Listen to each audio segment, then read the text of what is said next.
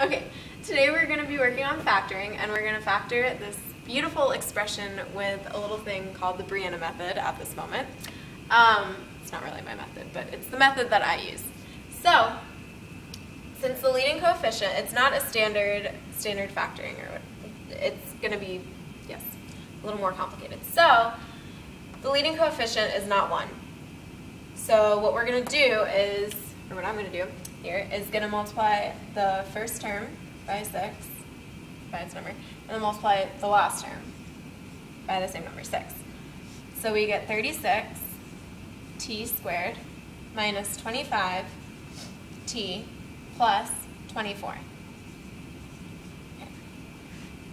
When you're done with that, I'm going to go ahead and sort of group them off to the square root of the first term, which is 6t, and 6t.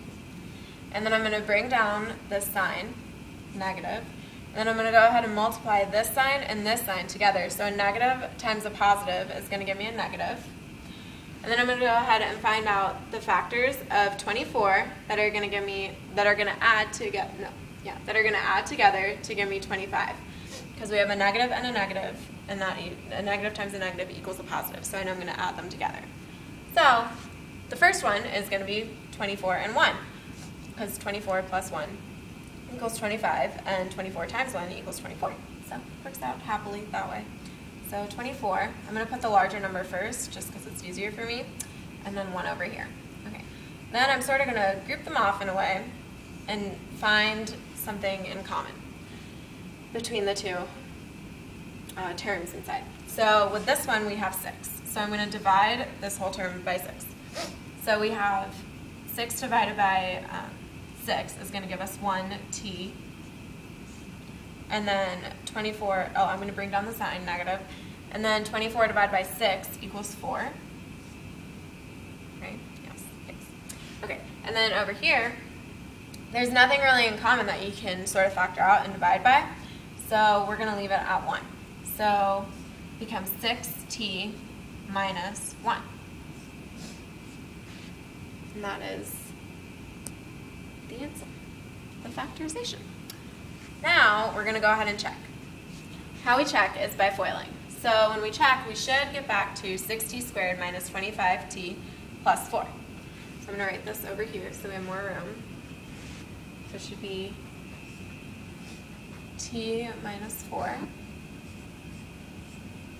times 6t minus 1.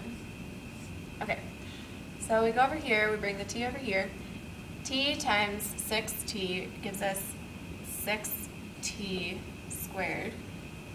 And then we go ahead and bring the t over here. That's a negative 1. That's to the negative 1. It's just a happy arrow. And that gives us negative t. And over here we have negative 4 times 6t equals negative 24t. And then you go over here and you get negative 4 times negative 1, which gives us a positive 4. Combine like terms, we get 6t squared.